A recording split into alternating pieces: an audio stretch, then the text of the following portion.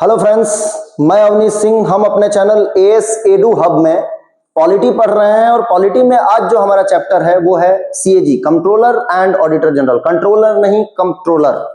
Exactly क्या है कि बड़ी गजब की दशा है भारत की। मतलब मैं कुछ कटाक्ष नहीं कर रहा हूं, आप लोग समझते हैं मैं क्या कहना चाह रहा हूं। यहां पर पहले खर्चा कर दो और फिर पता किया जाता है कि खर्चे सही जगह पे हुए हैं कि नहीं हुए हैं। मतलब एग्जैक्टली कहानी ऐसी है कि एक बच्चे को पैसा दे दो कि जा बेटा बिस्किट लिया, और बता दो कि ठीक है बिस्किट लिया। वो ले गया 100 रुपए और ले आया खरीद के पार्ले जी और बोला कि बाकी पैसे तो खा गया मैं। अब फिर उसका ऑडिटिंग होगा कि भाई कहाँ खाया पैसा, क्या किया। अब एग्जैक्टली क्या है, बच्चा तो पैसा खा गया, उसको निकालेंगे कैसे। तो वही हाल कुछ भारत का है। और ये हमारा ऑडिटर एंड कंट्रोलर जनरल है। मतलब भारत में जो ऑडिटिंग होती है ऑडिटर एंड कंट्रोलर जनरल के द्वारा, ये होती है खर्चे होने के बाद। मतलब खर्चे के पहले पता कर लिया जाए कि ईटा गिट्टी बालू कितने का आ रहा है और उसके हिसाब से थोड़ा बढ़ा के ग्रांट दे दिया जाए तो ज्यादा बढ़िया होगा, बजाय कि पहले दे दिए जाए पैसे जितना मांगा ठेकेदार ने और फिर उसके बाद उसकी जांच करते रहे और पता चले कि पूरा घोटाला हो गया। ठीक है, भैंस खा गई 600 करोड़, पता चला कैसे, वो तो घोटाले में बाद में पता चला कि भैंसिया 6 करोड़ खा गई है। तो ऐसी चीजें चल रही हैं। चलिए देखना शुरू करते हैं, बहुत हो गई बकैती, पढ़ना चालू करते हैं। तो देखिए, कंट्रोलर एंड ऑडिटर जनरल जो है ऑफ इंडिया, ये कॉन्स्टिट्यूशनल बॉडी है। ठीक है, और ये काम क्या है, तो a constitutional guardian of public purse. कुल मिलाकर के जनता के पैसों का जो हम टैक्स वैक्स भर रहे हैं उसका विकास में काम हो रहा है, विकास में काम हो रहा है या नहीं हो रहा है, ये हम देखना चाह रहे हैं कि एग्जैक्टली विकास होगा या नहीं होगा। विकास की गाड़ी पलट भी जाती है कई बार। तो ensuring financial accountability from the center to every state। Clear है, मतलब कुल मिलाकर के राज्य सरकार, केंद्र सरकार से लेकर के राज्य सरकार तक के किए गए खर्चों का हिसाब किताब निकालने वाली कंपनी बना रहे हैं हम लोग, ऐसा समझ लीजिए। ठीक है, तो ये कॉन्स्टिट्यूशनल बॉडी है। एक पर्सन अपॉइंट होंगे सीएजी, जिनको बोलेंगे controller and Auditor General of India. Article 148 के तहत यह व्यवस्था किया गया है। बहुत इंपॉर्टेंट आर्टिकल है, आप याद रखेंगे कि सीएजी की व्यवस्था कहां है। तो अंडर आर्टिकल 148 इसमें कहा गया कि भारत के एक सीएजी होंगे, अ supreme constitutional office, a CAG head of the Indian audit and accounts department. ठीक है, ऑडिट एंड अकाउंट डिपार्टमेंट का हेड कौन है, तो सीएजी है। पहला क्वेश्चन तो यही हमसे दे मारेगा एग्जाम, और हम वहां पे ढेर। ठीक है, अगर नहीं पढ़े हैं तो ढेर, नहीं तो पढ़े हैं तो ढेर नहीं। And is the guardian of the public purse. हमने पहले ही देख लिया कि जनता के पैसों का गार्डियन कौन है। मतलब खर्चा सही साट हो रहा है और जिस काम के लिए पैसा जनता दे रही है, मतलब टैक्स वैक्स दे रही है, या जो गवर्नमेंट की कमाई हो रही है उसमें डेवलपमेंट हो रहा है, या नेताजी लोग खा रहे हैं, ठेकेदार खा रहा है, या कैसे चीजें चल रही हैं। हालांकि होता ही है, आपको पता है, बड़े बड़े घोटाले खुलते हैं। Auditing the entire financial system of both centre and states, ensuring adherence to the constitution and law of the parliament। Clear है, the most important office under the constitution। ये इंपॉर्टेंट फैक्ट है, आपसे पूछा जाएगा। अंबेडकर साहब जब कॉन्स्टिट्यूएंट असेंबली में debate चल रहा था तो उस समय उनने कहा था कि ये सबसे इंपॉर्टेंट ऑफिस है भारत के संविधान के तहत। ठीक है, किसका, सीएजी का, कंट्रोलर एंड ऑडिटर जनरल का। आप जानते हैं हमने कुछ ये डाल रखे हैं चुटकुले, आप ऐसा बोल लीजिए। चुटकुले क्या मतलब, हाँ ठीक है, पढ़ लिया हमने। सुप्रीम कोर्ट, ये वन लाइनर एमसीक्यू में काम आएगा। सुप्रीम कोर्ट क्या है, गार्डियन ऑफ लॉ। और आप जानते हैं हमारे जो भी कॉन्स्टिट्यूशन के तहत जो भी चीजें होती हैं वो कॉन्स्टिट्यूशन का ध्यान कौन रखता है, सुप्रीम कोर्ट। तो गार्डियन ऑफ कॉन्स्टिट्यूशन भी आप कह सकते हैं। यूपीएससी गार्डियन ऑफ मेरिट है, वॉचडॉग ऑफ मेरिट हमने पढ़ा है। ठीक है, इलेक्शन कमीशन जो है वो गार्डियन ऑफ डेमोक्रेसी है। कोई नारे नहीं लगाएगा कि वोट चोरी हुआ, क्या हो रहा है, क्या हो रहा है। और सीएजी जो है वो है हमारे गार्डियन ऑफ पब्लिक पर्स या guardian of the purse. Public purse आप याद रख लीजिए, ज्यादा बढ़िया रहेगा, जनता के पैसे। क्योंकि जो देश का पैसा है वो जनता का पैसा है, क्योंकि उसका सोर्स क्या है, हमारे, हम एक बिस्किट भी खरीदते हैं ना तो उस बिस्किट पे टैक्स देते हैं सरकार को। कुछ भी खरीदते हैं, पैक्ड फूड की बात कर रहा हूं, तो आप बोलोगे हम तो खुला आटा लेके आए और उस पर सर टैक्स नहीं लगा। गजब बातें कर रहे हो, तो ऐसी फालतू बातें नहीं किया करो रे, पढ़ लिख लिया करो। अपॉइंटमेंट, ओथ एंड टेन्योर, कुल मिलाकर के देखिए कॉन्स्टिट्यूशनल बॉडी है। अपॉइंटमेंट कौन करता है, तो हमारे प्रेसिडेंट साहब या मैम जो भी है, मतलब प्रेसिडेंट के द्वारा किया जाता है, ऐसे याद रखिए आप। Appointed by the president of India by warrant under hand and seal. ये टर्म बहुत दिन से सुन रहे हैं हम लोग, आप थोड़ा मतलब ढूंढा कीजिए कि क्या होता है। ठीक है ना, डायरेक्ट बुला लिए जाते हैं, इसका मतलब ये होता है। ओथ, स्वेयर्स एलिजेंस, ये true allegiance to the constitution, ऐसा याद रखो आप, sovereignty of India and faithful performance of duties. कुल मिलाकर के चोरी चकारी नहीं करेंगे, एकदम ईमानदारी से ड्यूटी करेंगे, भारत के संविधान में पूरी निष्ठा आस्था रखेंगे और सोवर्निटी ऑफ इंडिया को बनाए रखेंगे। ठीक है। टेन्योर क्या होगा, तो 6 साल 65 साल जो पहले हो जाए, मतलब 6 साल एक टर्म में 6 साल के लिए अपॉइंट होंगे और फिर उसके बाद 65 साल मैक्सिमम जो पहले हो जाए। अगर 6 साल पहले हो गया तो मान लीजिए जैसे कोई 50 साल का आदमी अपॉइंट होता है तो 56 ईयर में रिटायर हो जाएंगे। अगर कोई 62 ईयर का आदमी अपॉइंट होता है, या आदमी का मतलब मैं कॉमन नाउन की बात कर रहा हूं, जेंडर बायस नहीं है, तो 65 ईयर में इनको अब रिटायर होना पड़ेगा, तो यहां तो 3 ही साल रहे। ठीक है, तो ये इस तरीके से चीजें चलेंगी, तो जो पहले हो जाए। Removal, same process as the supreme Court. पहली फुर्सत में याद रखना कि रिमूव बाई, अगर क्वेश्चन आए तो प्रेसिडेंट ऑफ इंडिया। ठीक है, मतलब रिमूव कौन करेगा, तो प्रेसिडेंट ऑफ इंडिया करेंगे। लेकिन कैसे होगा रिमूवल, प्रोसीजर क्या होगा, तो वैसे ही होगा जैसे जज ऑफ सुप्रीम कोर्ट के लिए होता है। अब आप जानते हैं जांच होता है, जांच के बाद पार्लियामेंट में दोनों हाउस से स्पेशल मेजोरिटी से पास होना पड़ता है बिल को, और वो मतलब जो भी रिमूवल प्रोसेस चल रहा है, और विशेष मेजोरिटी स्पेशल मेजोरिटी कैसी होगी, तो 2/3। आप जानते हैं ये सब मैंने रटा रखा है आपको, अगर प्रीवियस वीडियो आप देखते हुए आ रहे हैं तो, और नए हैं तो कोई बात नहीं, स्पेशल मेजोरिटी मैं बता देता हूं कि 2/3 होता है प्रेजेंट एंड वोटिंग का। साथ में ये प्रेजेंट एंड वोटिंग किसके बराबर होना चाहिए, तो ये ज्यादा होना चाहिए किससे, 50% से। मतलब जो टोटल स्ट्रेंथ ऑफ हाउस है उसके 50% को भी कंप्लीट करना चाहिए, साथ में जो लोग उस दिन उपस्थित है उनका 2/3 वोटिंग आना चाहिए, और ये 2/3 वोटिंग 50% से ज्यादा या उसके बराबर होना चाहिए, उससे कम नहीं होना चाहिए, नॉट लेस देन 50%। ये होता है स्पेशल मेजोरिटी। सिंपल मेजोरिटी आधे से एक ज्यादा, मतलब जो लोग उस दिन प्रेजेंट हैं, कोरम अगर कंप्लीट है और हाउस की मीटिंग चल रही है तो आधे से एक ज्यादा वोट मिल जाए तो सिंपल मेजोरिटी की बात होती है। यहां पर स्पेशल मेजोरिटी चाहिए। ठीक है, तो presidential address with special majority on the ground of proved misbehaviour और इनकैपेसिटी। आप जानते हैं जो जज ऑफ सुप्रीम कोर्ट के लिए हटाने के लिए जो क्वालिफिकेशन था वो यही था कि प्रूव्ड मिसबिहेवियर हो, जांच के बाद ये इनकैपेसिटी हो। इनकैपेसिटी है तो कोई दिक्कत ही नहीं। देखिए इंडिपेंडेंस ऑफ द सीएजी। अब एक बात समझिए कि ये गवर्नमेंट के द्वारा किए गए खर्चे, मतलब अगर एक सेगमेंट इसका देखा जाए तो गवर्नमेंट के द्वारा जो भी ग्रांट्स वगैरह पास किए गए हैं, जो भी खर्चे वर्चे हैं, उनकी जांच कर रहे हैं। नेता नगरी लोग बिल पास किए हैं और कोई पुल बना और पुल ही गायब हो गया या बना ही नहीं। आप सुनते हैं कुछ राज्यों में ऐसा भी होता है, सड़क ही गायब हो गया, तो उसकी जांच कर रहे हैं। तो क्या बहुत सारे लोगों को मतलब तीखी वाली है ना, तो तीखी वाली की बात हो रही है, मतलब कुल मिलाकर के टेंशन हो जाएगा ना यार कि नौकरी वोकरी चली जाएगी, पकड़े जाएंगे, सीएजी बता देंगे कि भैंसिया खा गई 5 करोड़ रुपया, या रोड चोरी हो गया, ऐसा कुछ भी हो जाए तो फिर क्या किया जाएगा। तो ऐसे सिचुएशन में इनको इम्यूनिटी देनी पड़ेगी। भाई आप अपना काम एकदम इंडिपेंडेंटली परफॉर्म कीजिए, अगर आपके परफॉर्मेंस में कोई भी दिक्कत है तो आप अपने हिसाब से कीजिए, उसको आपको कुछ और लगता है तो उठा लीजिए, किसी को देख लीजिए, डॉक्यूमेंट मंगा लीजिए, आप एकदम आजाद हैं। आपकी नौकरी फिक्स रहेगी, सैलरी फिक्स रहेगा, कुछ भी इसमें चेंजेस नहीं होंगे जब तक आप कुछ चोरी चकारी मतलब कुछ मिसबिहेव या कुछ प्रूफ मिसबिहेव नहीं करते हैं, इनकैपेसिटी में नहीं चले जाते। अब अगर मान लो मेरे को कोई सीएजी अपॉइंट कर दे तो मैं बहुत ईमानदारी से काम करूंगा, सब कहना पड़ता है, मैं कह रहा हूं, तो बहुत ईमानदारी से काम करूंगा तो क्या होगा, अगर बहुत ईमानदारी से काम करूंगा तो मेरे को डर नहीं रहेगा। क्यों, मेरे को जो सैलरी मिलती है वो मिलती रहेगी, सुप्रीम कोर्ट के जज बराबर सैलरी मिलती है तो सैलरी मिलती रहेगी, कोई उसमें नेगेटिव इंप्लीमेंटेशन नहीं होगा। एक बार अपॉइंट हो गया तो टेन्योर मेरा फिक्स है 65 साल या 6 साल, तो अब मैं फियरलेस वर्क करूंगा कि नहीं। तो इस तरीके से इनको इम्यूनिटी या इंडिपेंडेंस मिला हुआ है। देखिए, तो सबसे पहले the constitution erect multiple safeguards to insulate the CAG from executive pressure. कुल मिलाकर के कहीं नेता नगरी का प्रेशर ना बनने लग जाए, उस चीज को बचाने के लिए। देखो ढंग से वहां पे ऑडिट करना, नहीं तो कल से सैलरी 2000 रुपए या रिटायर कर दूंगा, तो ऐसा धमकी नहीं मिल सकता। Making true independence structurally guaranteed.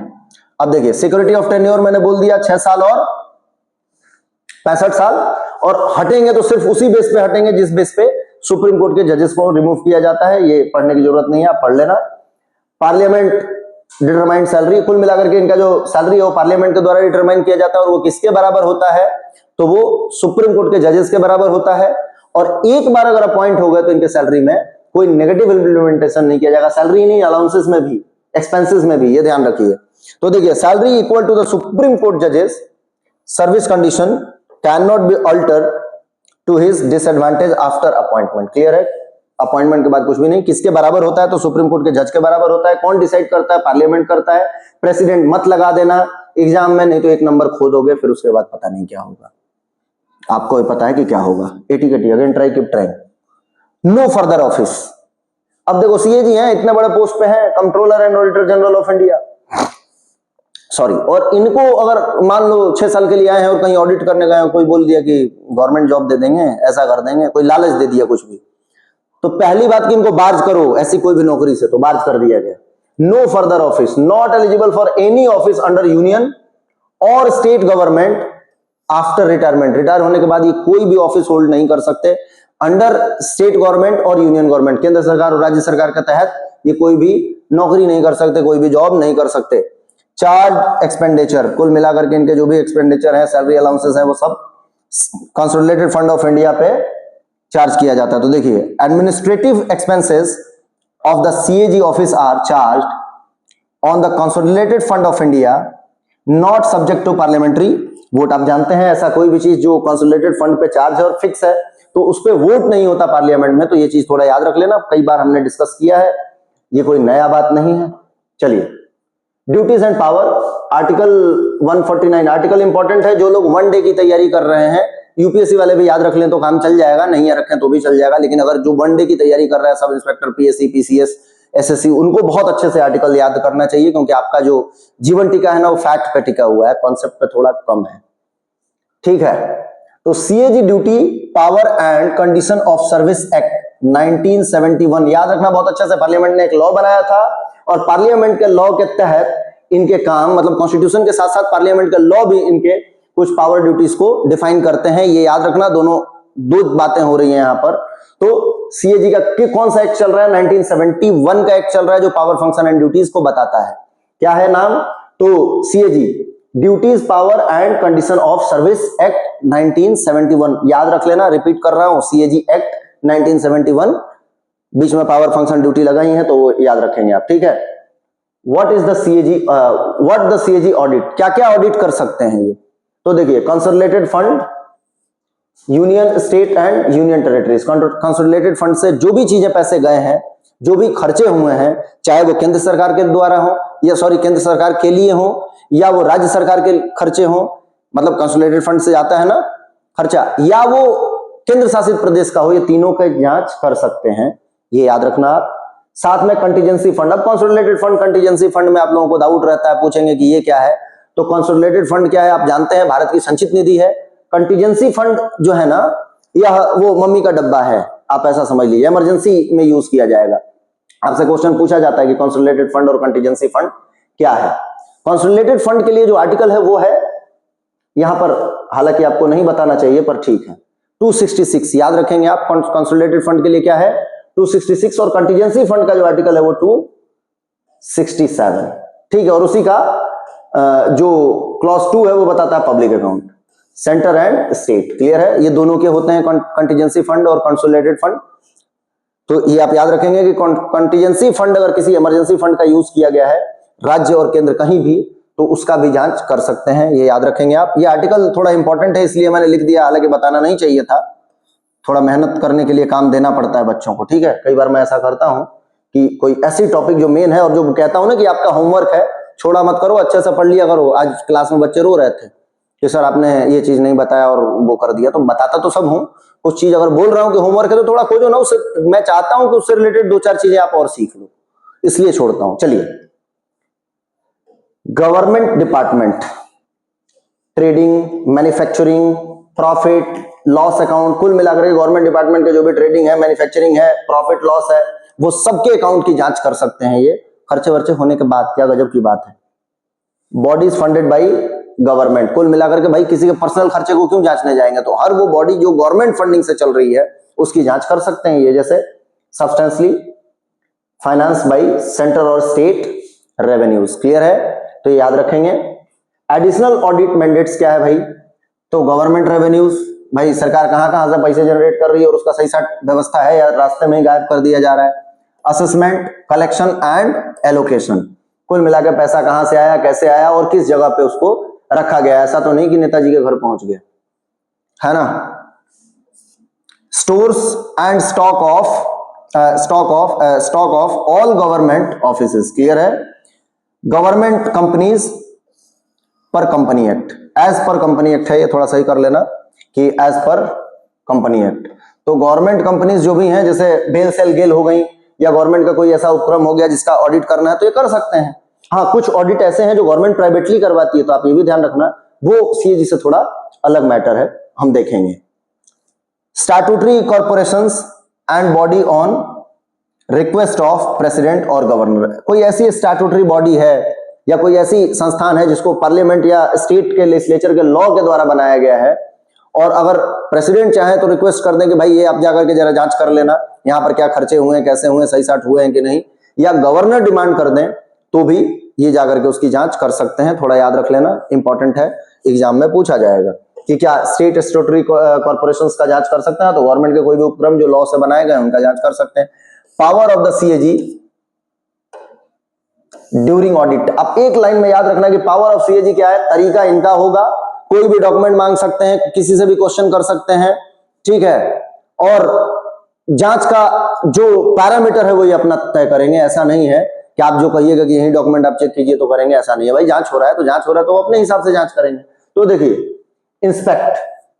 Inspect any office और डिपार्टमेंट अंडर ऑडिट, हर वो ऑफिस, उस ऑडिट के अंदर जो भी डिपार्टमेंट और ऑफिस आ रहा है वो सबकी जांच कर सकते हैं, कोई मना नहीं बोलेगा कि आप तो इसके लिए आए थे, ये क्या कर रहे हैं, ठीक है।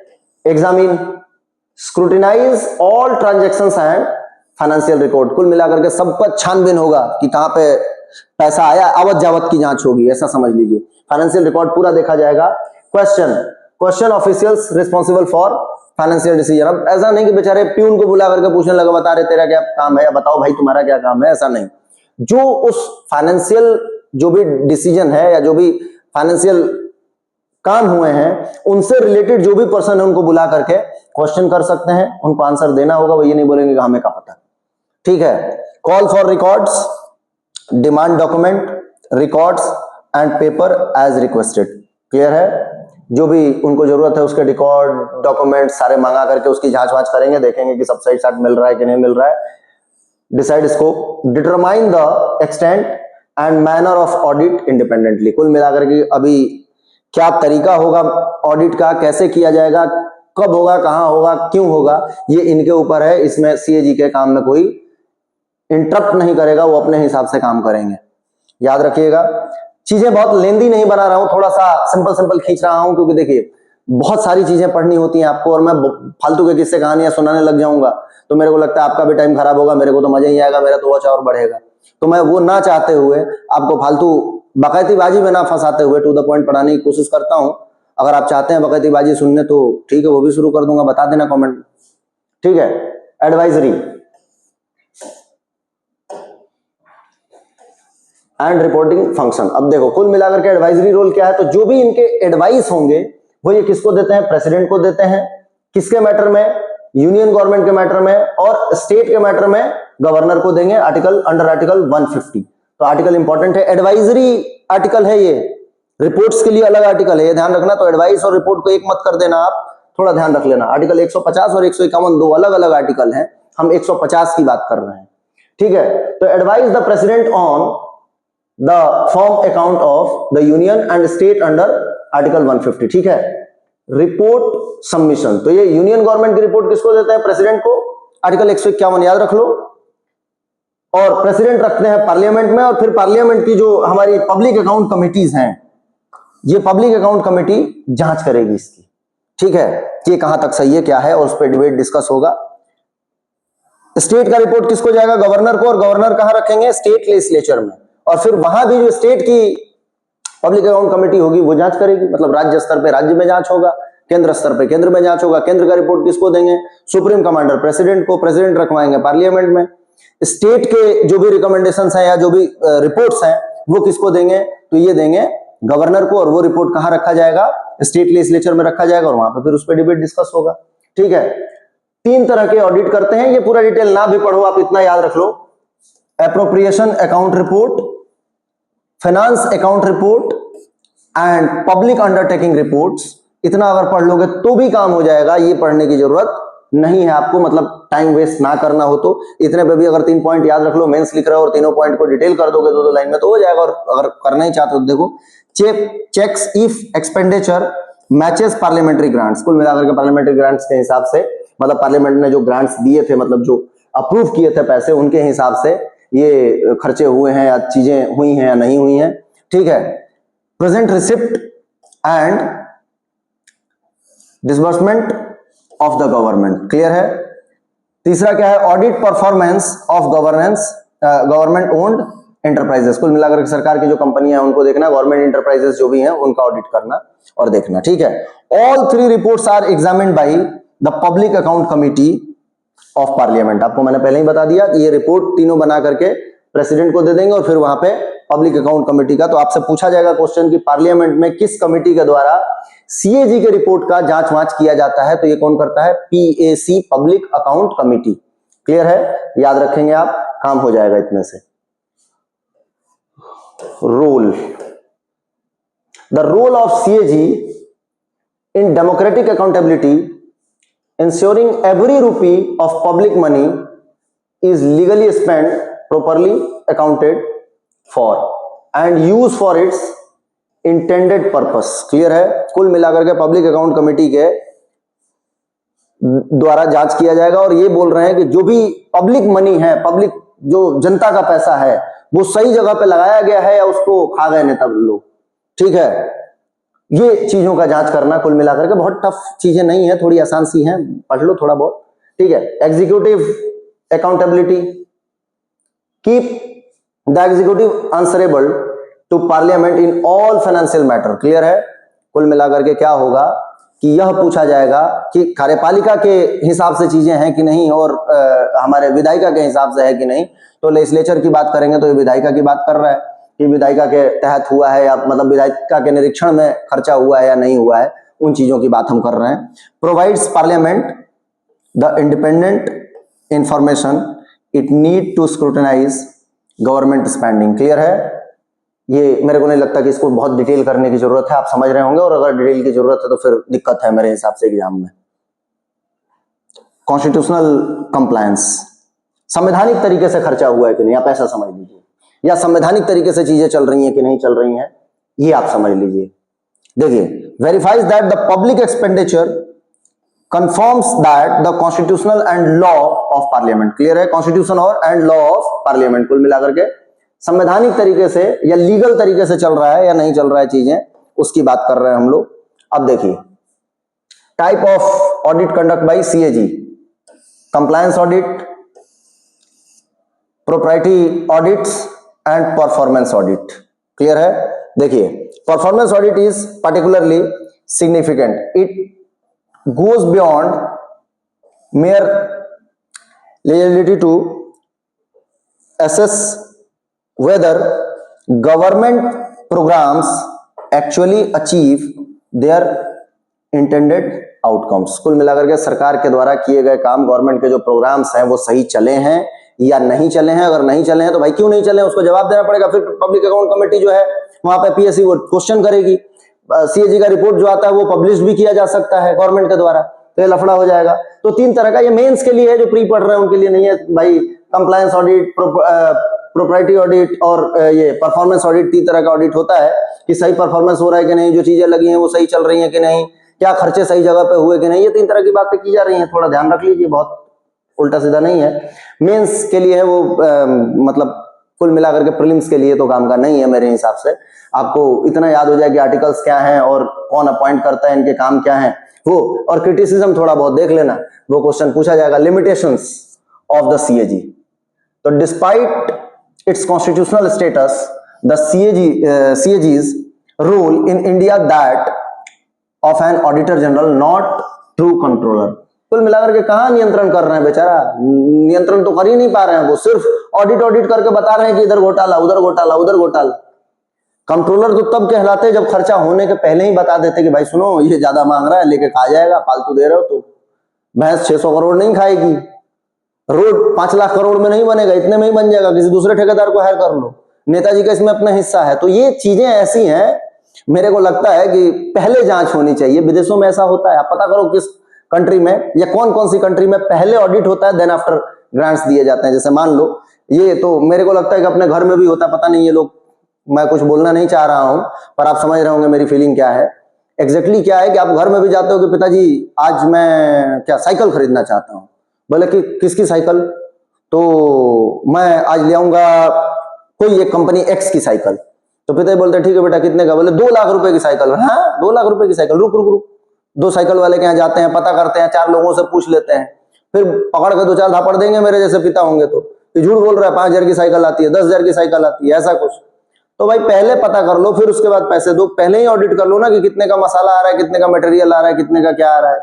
पैसे दे रहे हो फिर जाकर के जांच करो अरे गड़बड़ दिला गया, तो कंट्रोलर का काम तो नहीं है, ऑडिटर का काम बराबर है, ऑडिट कर रहे हैं, बता रहे हैं, ठीक है, उससे भी सेटिस्फेक्शन है, कुछ काम हो जाएगा। लिमिटेशन पढ़ रहे हैं तो हम लोग लिमिटेशन जैसा उसको क्रिटिसाइज कर रहे हैं। आप ये मत बोल देना कि मैं ये पार्टी से हूं वो पार्टी से हूं, मैं किसी पार्टी से नहीं, मैं तो निर्दलीय आदमी हूं। No prior approval, government departments can withdraw and spend public money without prior sanction of the CAG. कुल मिलाकर के सीएजी से पहले नहीं पूछा जाता कि ये खर्चे मांग रहे हैं, ये यहाँ पे हम लोग करने जा रहे हैं, देखना जरा इतने की खर्चा है क्या, चीजें पता कर लो, कुछ भी नहीं हो गया। उसके बाद the audit is post facto, मतलब खर्चे कर लो फिर उसके बाद 1 लाख रुपए पिताजी से मैं बोला कि साइकिल 1 लाख की आ रही है, उन्होंने 1 लाख रुपए दे दिया, बाद में फिर जाके दुकान पे पूछ के आ रहे बेटा साइकिल तो 10,000 की, पापा 90,000 खा गया। अब क्या करोगे, मारपीट लो, क्या ही हो जाएगा, जेल में डाल दो। कई लोग तिहाड़ में पड़े हुए हैं घोटाला घोटलू करके, ठीक है। सीक्रेट सर्विस एक्सपेंडिचर, कुल मिलाकर के देखो ये तो ठीक है मेरे को लगता है, पर लिमिटेशन है तो हम पढ़ेंगे। जो सीक्रेट सर्विसेज हैं उनके एक्सपेंडिचर को एक लिमिटेड मतलब नहीं एक्सेस कर सकते हैं भाई, सीक्रेट एजेंसी और सीक्रेट खर्चे हो रहे हैं गवर्नमेंट के कहीं ऐसे जो नहीं बताया जा सकता, तो ठीक है भाई, ये जरूरी भी है।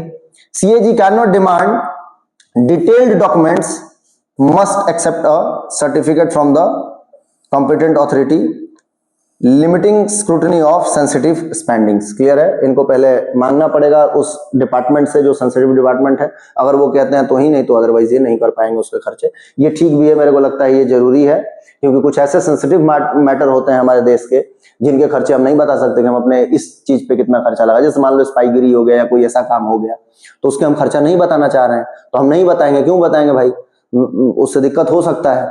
तो ये चीजें हैं। Controller versus auditor general, a true controller pre approved expenditure, ठीक है।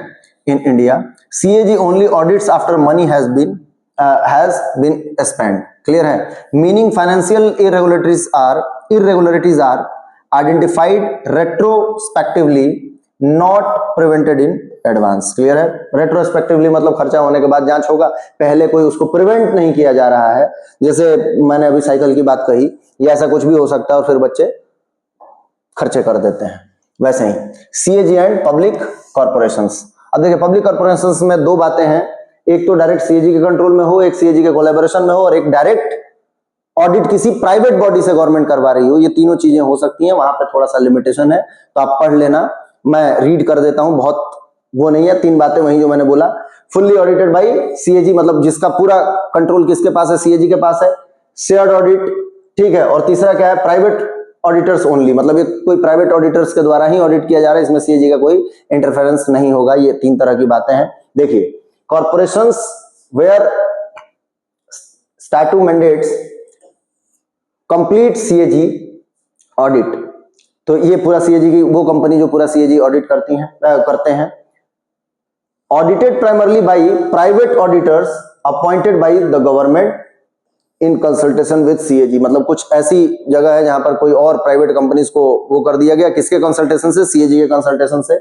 और सीएजी में कंडक्ट अ सप्लीमेंट्री ऑडिट। क्लियर है, यहां पर सीएजी एक सप्लीमेंट्री ऑडिट कर सकते हैं, मतलब उनके ऑडिट के जांच वाच कर सकते हैं कि ठीक है डॉक्यूमेंट सारे ठीक दिख रहे हैं, ठीक है चलो बढ़ने दो आगे, तो ये हो सकता है। और audit entirely by private firms, CAG has no involvement. Clear है, कुल मिलाकर के ये थोड़ा याद रख लेना है, कुछ ऐसे भी जगह है जहां पर प्राइवेट फर्म से ऑडिट कराया जाता है, सीएजी का कोई मैटर नहीं है। ये पूछा जाएगा ये क्या कुछ जगह है, तो हाँ कुछ पब्लिक कॉर्पोरेशंस हैं जहां पर सीएजी को बार्ज कर दिया जा सकता है कि आप मत कीजिए, वो प्राइवेट कॉर्पोरेशंस कर लेंगे, ठीक है। For government companies CAG may conduct a test audit और supplementary audit in addition to the statutory audit by company auditors. Clear है? मतलब कंपनी के अपने ऑडिटर तो होते ही हैं, उसके बाद अगर सीएजी चाहें तो उनको क्रॉस चेक कर सकते हैं, रीवेरीफाई कर सकते हैं कि भाई सही है कि नहीं है, क्या मालूम कहीं वहां तो घोटाला नहीं हुआ है। तो ये बातें हैं, ठीक है। ये Appleby's critic of the CAG system, इनकी बात से मैं भी कुछ सहमत तो हूं। ये एक अमेरिकन ऑथर हैं, या आप यूं समझ लीजिए कि पढ़ ही देता हूं, एडमिनिस्ट्रेटिव थियोरिस्ट हैं, Paul H Appleby offered sharp criticism of India's CAG system. ये कहते हैं कि बहुत मैं क्रिटिसाइज करता हूं भारत का जो सीएजी है ना, ये सही साट नहीं है। इस चीज से थोड़ा सा मैं भी एग्री हूं। Pointing to structural and cultural weakness inherited from colonial government. कुल मिलाकर के सीएजी की ऑफिस कॉलोनी के टाइम, मतलब जब कॉलोनी मतलब ब्रिटिश गवर्नमेंट में ही बन गया था। ये आपका होमवर्क है, फिर से बोल रहा हूं, पता कीजिए कि सीएजी का पहला ऑफिस भारत के इतिहास में कब बना था। ये आपका काम है, पता करेंगे। इतिहास नहीं पढ़ा रहा हूं मैं, इसलिए नहीं बताऊंगा, ठीक है। कॉलोनी लीगेसी, बट वैसे कि वहां से हमने उठाया और वैसा ही है, तो ऐसा लगता है कि कॉलोनी लीगेसी के साथ है, ठीक है। मतलब वही ब्रिटिश जमाने के ऑडिटिंग अभी भी हो रहे हैं। खर्चा कर लो, बाद में ऑडिट करो, क्या कर लोगे, खा जाएंगे। तो the CAG system is largely a colonial inheritance not suited for a developmental democratic state. कुल मिलाकर के बढ़ रहे जो डेमोक्रेटिक स्टेट्स हैं उनमें ये अप्लाई नहीं होता, ये बेकार है भारत के लिए, ऐसा ये कहते हैं, ठीक है। डिसीजन पैरालिसिस, अब डिसीजन पैरालिसिस क्यों बोल रहे हैं, तो देखिए मतलब कुल मिलाकर के डिसीजन लेने में लोग डरेंगे या सहमेंगे, और सहमेंगे तो क्या होगा, डिसीजन लिया ही नहीं जाएगा, और जब डिसीजन लिया ही नहीं जाएगा तो डेवलपमेंट कैसे होगा। तो लोग डर के मारे डिसीजन नहीं लेंगे, तो पैरालिसिस हो गया ना डिसीजन को, ऐसा कुछ कहना चाह रहे हैं ये। देखिए, क्रिएट एक्सेसिव कॉशन। अब आपको पहले ही बोला गया कि बेटा ध्यान रखना, हर एक चीज की जांच करूंगा, और उसके बाद अगर नहीं सही निकला ना तो सोच लेना तेरे क्या करूंगा, सीधे तिहाड़ में। तो क्या हो गया, ये एक्सेसिव कॉशन हो गया। Officials become unwilling to take decisions for the fear of audit scrutiny. Audit होगा और उसके डर से लोग डिसीजन ही नहीं लेंगे, और डेवलपमेंट कई बार रुक जाएगा। तो बात ठीक लग रहा है मुझे इनका, ठीक है। और जिस हिसाब से हम बाद में ऑडिट कर रहे हैं, तो मेरे को थोड़ा वो कम ही मीनिंगफुल लग रहा है, कम लग रहा है। ऐसा नहीं बोल रहा हूँ कि एकदम मीनिंगलेस है, कम से कम उसके डर से बहुत ज्यादा घोटाले तो नहीं होते। और सीएजी आपको ये भी बता दूं, 2-4-5 रुपए का जांच करता नहीं है, 2-4-5 हजार करोड़ के जांच करते हैं ये लोग। तो ऐसा नहीं है कि छोटे मोटे घोटाले पकड़े जाते हैं। ओवर टाइमेटेड रोल, अब आप जानते हैं parliament overestimated the importance of auditing relative to substantive policy implementation. Clear है, ये आप समझ गए होंगे।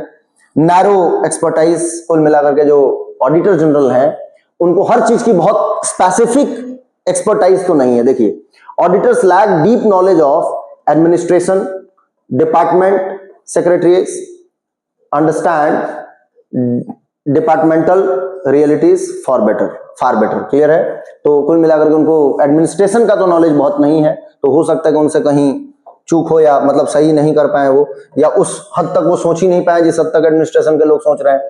चैलेंजेस इन एक्सटर्नल ऑडिट्स, अब आप जानते हैं एक्सटर्नल ऑडिट हो रहा है तो उसमें दिक्कत तो जाएगा ही। देखिए क्या है, systematic issue, large number of audit paras, only few examined by PSC. इतने सारे ऑडिट हुए हैं तो पब्लिक अकाउंट कमेटी बहुत कम को जांच पाती है, अदरवाइज ऐसे ही पटक दिया जाता है साइड में। Action taken note are often formal lacking substance. कुल मिलाकर के जो एक्शन लेने के लिए नोट वगैरह आए हैं, जो एक्शन टेकिंग नोट्स है, उसमें बहुत डिसीजन नहीं लिया जाता है, बस उसको फॉर्मली पटक दिया जाता है। तो ये भी है। Huge backlog of audit paras in state पीएससीज, आप जानते हैं बहुत सारा बैकलॉग होता है इनको public account committees, state public account committees के पास जांचने के लिए, तो वो कई बार जांच कर ही नहीं पाते हैं, ठीक है। 1000 of inspection reports remain unanswered. Clear है, इतने सारे इंस्पेक्शन रिपोर्ट हैं जिनका कोई आंसर ही नहीं अभी तक हुआ, हजारों हजार पड़े हुए हैं, तो क्या ही हो जाएगा उसका। Delay in reporting reduce audit relevance, अब ऑडिट होकर के आ गया और उसका कोई जांच हो ही नहीं रहा है, उसमें कोई एक्शन लिया ही नहीं जा रहा है। 20 साल बाद भैंस चारा खाई आज और डिसीजन लिया जाएगा 40 साल बाद, तो क्या ही हो जाएगा, तब तक तो आदमी मर जाएगा, तो जांच करके क्या कर लोगे। तो ये भी होता है। ठीक है, अब भैंस को ही मैं पकड़ के बैठा हूं यार, भैंस से मुझे बाहर निकलना पड़ेगा, मैं क्या करूं। क्वालिटी एंड कवरेज गैप, जनता के पैसे खराब होते हैं ना, तो जनता को आवाज उठाना चाहिए। तो quality and coverage gap, finding based only on document not ground reality, कुल मिलाकर के पत्रों के जहां छो रहे हैं, रियलिटी बेसिस पे कुछ भी नहीं है, कोई ग्राउंड पे जाकर के नहीं देखा कि क्या हुआ क्या नहीं हुआ कैसा नहीं हुआ, कई बार ये भी होता है। Report sometimes overly negative in tone, ठीक है, fails to distinguish genuine error from deliberate malpractice, ठीक है, weak functioning of audit committee, कुल मिलाकर के जो लोग मेंस दे रहे हैं वो इसको रट्टा मारेंगे और जाकर के छाप के आ जाएंगे। मैं पढ़ देता हूं, rare audit of NGO grants, loans, limited financial, clear है। अब एनजीओ को इतने पता नहीं करे कितने रुपए आते हैं नॉन गवर्नमेंटल ऑर्गेनाइजेशंस के, और कई एनजीओ मेरे को लगता है ऐसा, क्योंकि लगता है डिस्क्रिमिनर लगाना पड़ता है आजकल, बोल दूंगा तो माथे आ जाओगे कि बताओ कहां लगता है, कहां देखा तुमने। तो एग्जैक्टली क्या ऐसा मुझे लगता है, कई एनजीओ फेक एनजीओ चल रहे हैं, कई इंस्टीट्यूशंस ऐसे हैं जो एनजीओ के नाम पे बच्चों को रजिस्टर कर देते हैं और पता नहीं क्या क्या होता है। ये आप मतलब गवर्नमेंट को उस पर ध्यान देना चाहिए, गरीब बच्चों के पैसे आ रहे हैं एनजीओ के थ्रू पढ़ाए जा रहे हैं और बच्चे पढ़ ही नहीं रहे हैं, ये भी होता है कई बार, तो वो भी चीजें हैं, ठीक है। Statement audit, poor coordination between internal and external audit, clear है, इंटरनल और एक्सटर्नल ऑडिट के बीच में कोई कम्युनिकेशन ही नहीं है अच्छे से, या कोऑर्डिनेशन ही नहीं है। Important part key constitutional articles at a glance, कुल मिलाकर के हम सीएजी से रिलेटेड सारे आर्टिकल देखेंगे। वन डे एग्जाम के लिए फिर से कान खड़े कर लीजिए, आपके काम का फैक्ट आ गया है, और जहां बोलता हूं कान खड़े कर लीजिए वहां कर लेना, एग्जाम में क्वेश्चन डायरेक्ट दिखते हैं। दूसरी बात आपको मैं बता दूं, अब इतना देर आप बने रह गए हैं हमारे वीडियो में, तो काम की बात बताता हूं। जो भी चैप्टर हम लोग पढ़ा रहे हैं इस यूट्यूब पे, उसके बाद जो टॉपिक, कुछ पॉइंट्स ऐसे होते हैं जो मिस हो जाते हैं हमारे पढ़ाने में, क्योंकि हम भी भगवान नहीं है, इंसान है, एक आध पॉइंट ही मिस होते हैं, पर हो जाते हैं। तो अगर हो गए हैं तो हम लोग एमसीक्यू डाल रहे हैं लगे हाथ, मतलब जिस दिन, जैसे मान लो आज चैप्टर अपलोड हुआ है, आज आपने वीडियो देख लिया, पूरा डिटेल नोट्स बना लिया, अब आप 80%, 90%, 95% पे पहुंच गए हैं क्वेश्चन लगाने में, 2-4% का कहीं एरर आ रहा है, तो वो हम करेक्ट करने की कोशिश कर रहे हैं एमसीक्यू से, ठीक है। तो रिलेटेड चैप्टर के एमसीक्यूज भी हम डाल रहे हैं पैरेलली हमारे चैनल पे, आप जाकर के वो भी चेक किया कीजिए, पोस्ट में आंसर किया कीजिए, हमें लगेगा कि आप फ्रूटफुली उसको यूज कर रहे हैं। मतलब पहले तो चैप्टर पढ़िए, चैप्टर को ध्यान से सुनिए, सुनने के बाद आप उसके नोट्स बनाइए, कोई रेफरेंस बुक पढ़ना चाहें तो पढ़ लीजिए, वरना मेरे को लगता है कि मैं पूरी कोशिश कर रहा हूं सफिशिएंट डेटा देने की, बिना बकवास किए पढ़ा रहा हूं, हाँ थोड़ा बहुत कभी कभी कर देता हूं, ठीक है। उसके बाद फिर आपको एमसीक्यू हमारी पूरी टीम डाल रही है, आप एमसीक्यू चेक कीजिए जाकर के, वहां पे जो चैप्टर आज डाला है, हाँ हो सकता है कि हमारी टीम ने उसमें 24 घंटे का टाइमर लगाया हो, तो 24 घंटे के बाद, जैसे मान लो आज आपको पढ़ाएगा तो आज कल परसों आप चेक कर लीजिए, 3 दिन, इसके बीच में ही हम वीडियोस डालेंगे 24 घंटे के टाइमर के साथ, तो हो सकता है कि वो पोस्ट फिर से डिलीट हो जाए, तो आपको वो पोस्ट ना मिले, ये भी हो सकता है। थोड़ा बदमाशी हम लोग करते हैं कि पढ़ने वाले बच्चे ही उसका फ्रूटफुलनेस के साथ उसका मतलब यूज कर पाए, फालतू क्यों डाला रहा है पोस्ट बहुत सारा, तो ये भी हम लोग कर रहे हैं। और standard question, basic question, moderate question, तीनों तरह के क्वेश्चन डाल रहे हैं, तो मैं कोशिश करता हूं कि पूरे आपके चीजें हो जाएं कंप्लीट, क्लियर है। तो ये शुरू करते हैं पढ़ना। अनाउंसमेंट बहुत हो गया, प्रचार बहुत कर लिया मैंने, प्रचार नहीं कर रहा हूं, मैं चाह रहा हूं कि आपका पूरा मार्क्स आए, आप जो सब्जेक्ट एटलीस्ट मुझसे पढ़ रहे हैं उसमें आपके अच्छे मार्क्स आ जाएं, ठीक है। देखिए आर्टिकल 148 कहता है कि establishment and independent of the controller and Auditor General of India, Bharat के एक ऑडिटर जनरल होंगे, उनका इंडिपेंडेंस कैसा होगा, क्या काम होगा, ये सब आर्टिकल 148 में है। 49 में क्या है कि duties and power of CAG, 49 मतलब जो इंग्लिश वाले बच्चे नहीं समझ आ रहे हो तो 149 की बात कर रहे हैं हम लोग, आप देख लेना, ठीक है, उधर लिखा भी है, पढ़ने आता होगा। द सीएजी, क्योंकि हिंदी वाले को पढ़ाओ तो इंग्लिश वाले रो रहे हैं, इंग्लिश वाले को पढ़ाओ तो हिंदी वाले रो रहे हैं, मैं तो तरस्त हूं, करूं क्या। CAG defined by parliament through the CAG act 1971, ये हमने देखा था अभी, ठीक है। 150 आर्टिकल क्या बताता है, form of accounts of the union and state on the advice of CAG, clear है। आर्टिकल 151 ये रिपोर्ट की बात करता है, मैंने बता दिया था। Audit report to be submitted to the president, union government का है तो, एंड गवर्नर स्टेट गवर्नमेंट का है, for laying before the legislature, मतलब पार्लियामेंट में प्रेसिडेंट रखेंगे और गवर्नर जो है वो स्टेट लेजिस्लेचर में रखेंगे, ये बातें हो रही हैं यहां पर। ये हमारा चीजें आर्टिकल्स रिलेटेड खत्म हो गए। अगला क्या है भाई, तो कॉन्स्टिट्यूशनल गार्डियन है किसका, पब्लिक अकाउंट का, याद रखना अंडर आर्टिकल 148 और अंबेडकर साहब ने क्या कहा था कि the most important officer of the under the constitution. Clear है? तो अंबेडकर साहब ने सीएजी के बारे में क्या कहा है कि ये मोस्ट इंपॉर्टेंट ऑफिसर हैं हमारे कॉन्स्टिट्यूशन के अंदर, और इनका आर्टिकल क्या है, कॉन्स्टिट्यूशनल बॉडी हमने देखा आर्टिकल 148 के अंतर्गत, रिपीट कर दे रहा हूं, याद रखना कि सीएजी का जो पोस्ट है कंट्रोलर एंड ऑडिटर जनरल का, ये क्या है, कॉन्स्टिट्यूशनल पोस्ट है, ठीक है, अंडर आर्टिकल 148। और अंबेडकर बाबा ने क्या कहा है कि बहुत इंपॉर्टेंट ऑफिसर है हमारे संविधान के, इंडिपेंडेंट बाय डिजाइन। तो आप याद रखेंगे कि इनकी इंडिपेंडेंसी है किसकी, टेन्योर की, ठीक है, चार्ज एक्सपेंडिचर की, मतलब जो भी इन पे चार्ज और एक्सपेंडिचर होंगे वो कहां से आते हैं, तो वो कंसोलिडेटेड फंड ऑफ इंडिया से आता है और उस पर कोई वोटिंग नहीं होती है। And bar on further office, collectively insulated the CAG from political interference. Clear है? तो ये कहीं और रिटायर होने के बाद जॉब नहीं कर सकते, चाहे स्टेट गवर्नमेंट हो या सेंट्रल गवर्नमेंट हो। इससे क्या होगा कि इनको कुल मिलाकर के इंडिपेंडेंसी इनकी मिली रहेगी और ये किसी भी तरीके से लालच में नहीं आएंगे। दूसरी चीज ये है कि इनको इतनी सारी जब पावर इनको मिल गया है ना, तो ये पॉलिटिकल इंटरफेरेंस से दूर रहेंगे, अपना काम आजादी से करेंगे, अच्छे से करेंगे। ठीक है?